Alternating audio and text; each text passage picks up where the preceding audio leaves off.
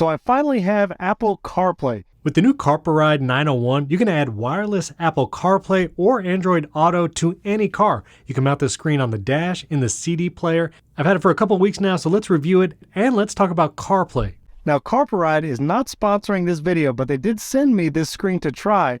And honestly, I love it because my 2011 Kia Soul, which is the car I'm recording in right now, no chance it was going to support CarPlay. It had Bluetooth, but a lot of times even that was flaky. So I've been using CarPlay now for several weeks, and I have to say this Carpuride, the 901 series, it supports wireless CarPlay. Many CarPlay installations in other cars or even aftermarket required a physical cable to connect to your iPhone. But the Carpuride 901 supports wireless CarPlay, so my iPhone is not connected, and as you can see, CarPlay is running really great on it. Oh, and I saved taking off the screen protector for this very moment.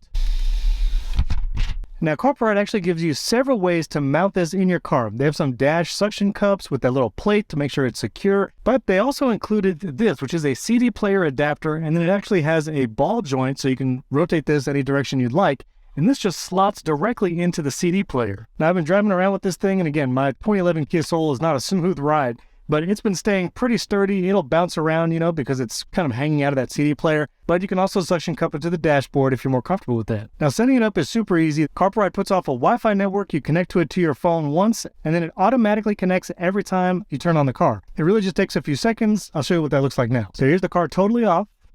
Editor's note. I realized it would be silly just to have you sit here and watch it turn on, so it takes 10 seconds for Carpuride to start up, and another 10 seconds for wireless CarPlay to connect. All right, back to the video. Now, there is a USB port on the device if you want to have a physical connection to your iPhone. Just for latency, I have noticed if you're watching like videos, the audio will sometimes be a little delayed or out of sync because it's going through wireless CarPlay. But if you're just listening to podcasts or music, you will notice that delay and it's not a problem. It also supports things like media off an SD card, plugging in other USB flash drives, and it does support Android Auto. So if you have another Android device and you want to be able to run both in the car, you can do that too. Now, to launch CarPlay, it is called iPlay. I'll forgive that.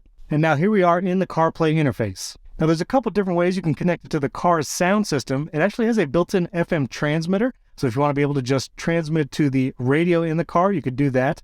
I've actually chosen to do a hardwired connection that give you an 1/8" headphone jack.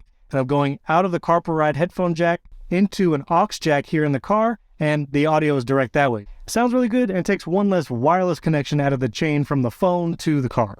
To power it, it does plug into a cigarette lighter adapter, so I have that down here. Now, I actually have 2 cigarette lighter adapters here in the car, and I had 2 MagSafe chargers attached. So I ran out of one of my car charging spots. So what I did was I got one of the Anker dual-port USB-C car chargers, and so I could plug both MagSafe chargers into that, Carpuride, and the other cigarette lighter, and I have everything I need. Also, I love the whole 9-inch touchscreen. It has been very responsive in my use. I can go to all my apps here in CarPlay, and as you can see, pretty responsive and swiping. It's not like an iPhone, you are going to have a little bit of lag there. Now, after using CarPlay for several weeks, I have to say, love that too. One of the coolest features is because I have a bunch of smart home devices and my garage door is actually HomeKit enabled with a Maris garage door opener. If you want to see all the smart home devices I have in the house, check out the video above or in the description. My garage actually comes up here on the CarPlay monitor as I'm about a mile away from the house, so I could just tap it here on the device and you'll see my garage is actually opening behind me. Love that feature, and then that goes away once you pull away from the house, comes back when you return. Now, whatever you're playing, whether it's podcasts or movies, you have that Now Playing widget right here on the CarPlay home screen. And then you also have some favorites or your most recent locations up here at the top. It does a really good job at actually predicting your next location as well. You probably see those Siri suggestions on your iPhone, but whenever I'm going someplace regularly, like if it's the gym in the morning or going to the grocery store on a certain day, it will actually show the map to that location right here on the CarPlay home screen without me doing anything. And it's done a pretty good job predicting where I'm going to be going. So I really love that big map feature, Now Playing widget, frequent locations, all really good. Now when it comes to CarPlay apps, messages are interesting. You can't see your messages here in CarPlay. You can see your conversations displayed and it will read text out loud to you. You'll even see messages pop up here on the screen. There's the notification, but when you tap it, it doesn't show the message. So read the text message out loud. Then it gives you the options to either read again, reply, or call the person that just texted you. Phone calls go through the car speaker, and I forgot to mention you can actually use a built-in speaker on the Carpuride 901 device as well, but of course I'm using my car speakers. I do find the microphone on the Carpuride is actually much better than my 2011 Kia Soul. So the microphone on this has actually helped my calls sound better to my recipients, and then the sound of their voice is coming through the car speakers. If you're familiar with CarPlay, you know you have all your apps and stuff like music, podcasts. I'm back on that Pocket Cast app for all of my podcast listening. Really love the CarPlay version of the Pocket Cast app. Had a little trouble actually playing it at first, and I saw that there's actually a setting in the Pocket Cast app where it says if you're having issues playing either over CarPlay or Bluetooth, there's actually a toggle to enable. Go to the Profile tab in Pocket Cast, go to Settings, General, and then there's a Legacy Bluetooth Support toggle you might have to enable in case it's not working either with CarPlay or your Bluetooth speakers. So Pocket Cast, once you enable that toggle, it's been working great, playing my podcast in the car. Awesome. There's even an Apple News app in CarPlay. Of course, it doesn't show you the full article to read, but you can play audio versions of a lot of these news stories, and that's pretty cool. It also does have that light and dark mode. It can automatically transition, or you can set CarPlay in one or the other. Of course, you have your audiobooks here as well. Plus, there's a ton of other CarPlay apps that I didn't even know about, like Panera Bread has an app, I guess you can order right from your CarPlay screen. That's pretty cool. Second editor's note, I didn't realize when you tap checkout, it would just charge the card on your Panera account and automatically submit the order without any other confirmation page, so I had to call the store to cancel this. But it is pretty cool that you can order it right from the screen.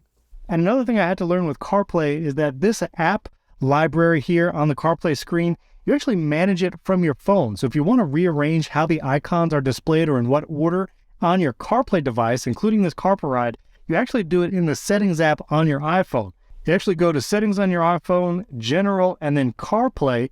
Then you can choose Carpuride as the device. Then you can actually customize what apps appear on the device and the order in which they're displayed on that app screen. So once I figured that out, I was able to take off a bunch of apps that I didn't use, rearrange them, and that works pretty good now. By the way, YouTube Music actually lets you play podcasts now, and you can listen to movies on the side, say, in the YouTube Music app, or watch it. You just toggle back and forth. That's pretty cool.